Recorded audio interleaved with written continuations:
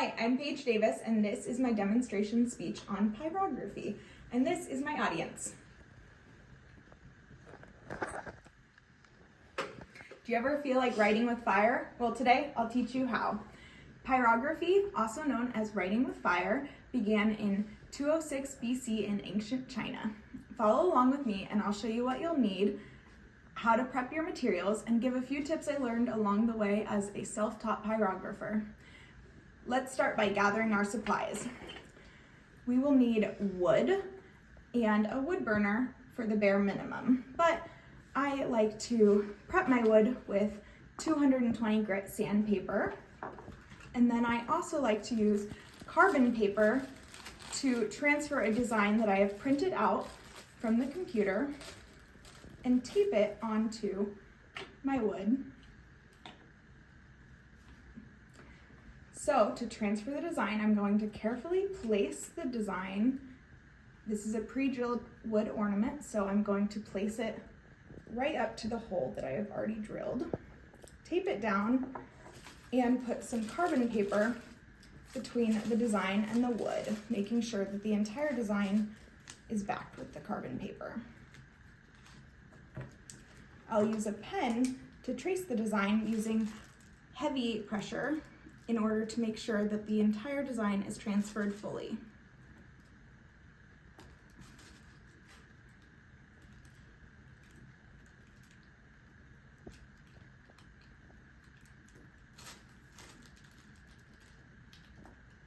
I'm using a birch ornament, which is a harder wood, so I'll need to keep that in mind when setting my wood burner temperature as well.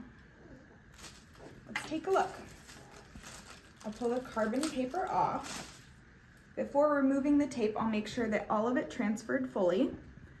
And since it did, I can get rid of the design and fold back up the carbon paper. Let's turn on the wood burner. This wood was already sanded, by the way, just because that is very loud for the video. So I'm turning on the wood burner and I'm gonna set it to a 7 out of 10 on the burner.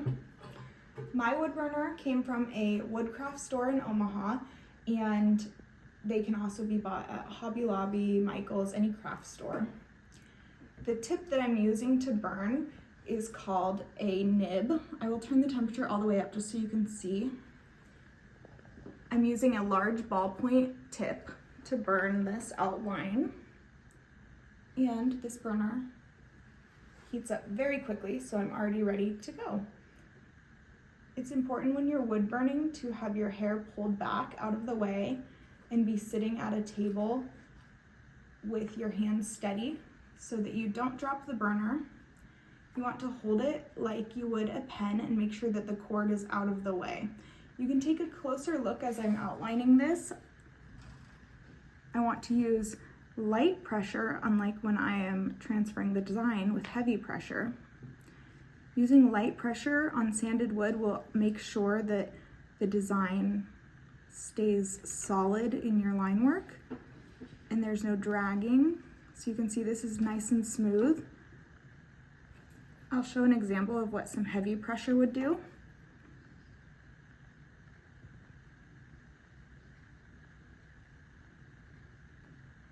As you can see, with heavy pressure, there's knots in the wood. So to smooth that out, we'll just go back over it with light pressure and even those spots out. The texture will still be there, but we can make the lines look a little bit more even.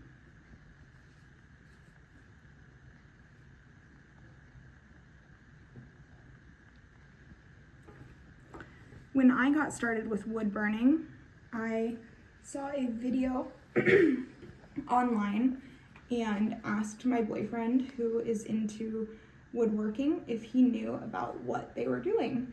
And he actually knew a lot about wood burning, as his grandma was a pyrographer herself. So he gave me his wood burner that he used from his grandma so I could get started. And he also, since he is a woodworker, he gave me a lot of wood that he had milled up so I could practice. And through practice, I figured out what works best for me, what style I like to do, what wood I prefer to use, etc.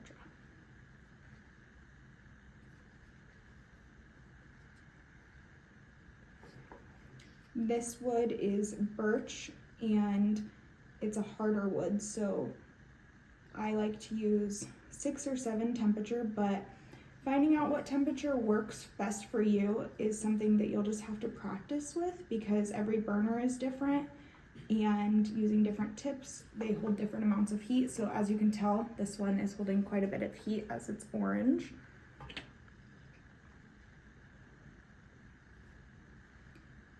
Some wood burning kits come with a lot of different tips, and others you buy them individually. Mine come as pens, and what's great about this one is I can just pull it off without fear of getting burned, place it in the holder, and change out the tip. So this was the large ballpoint. I'm going to switch over to, let's see, to the small ballpoint to add some detail in the center of this ornament. This is called stippling. I am just going to add, I'm going to turn the heat up a little bit more because I'm going to be doing more time on each burn. So it gets hot very quickly. And I'm just going to add dots, and you can see the flames. That is where the fire comes in. So pyrography literally translates to writing with fire. Pyro obviously meaning fire, and graphy is to write. Depending on the wood, some of them smoke quite a bit, and so you'll need to work with a fan going or be outside. This one's not smoking too much, and we have a fan on, so it's all good.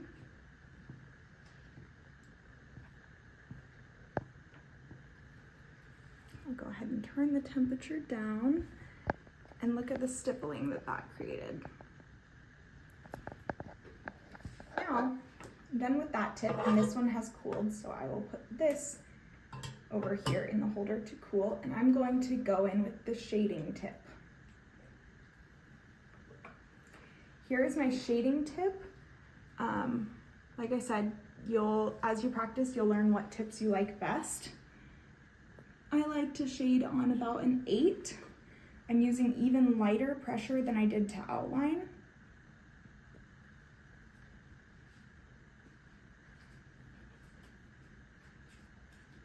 I'm just going to start in the center and dragging it up the petal to create shading. Shading does take the longest because you are just gradually making the lines darker. So I'm going to switch to one that I've already created.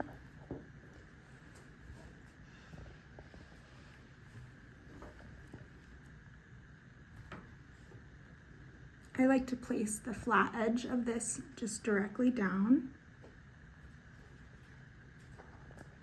and very gently start in with those lines.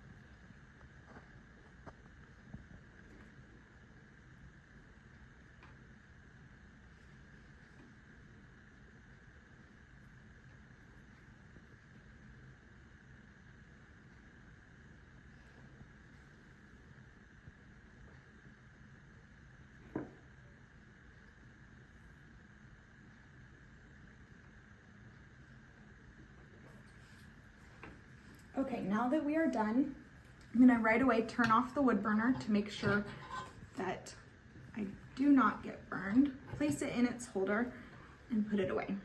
And just like that, you have an ornament. Now with a quick trip to your nearest craft or woodworking store, picking up just a few supplies, you'll be able to make one for yourself. Thank you.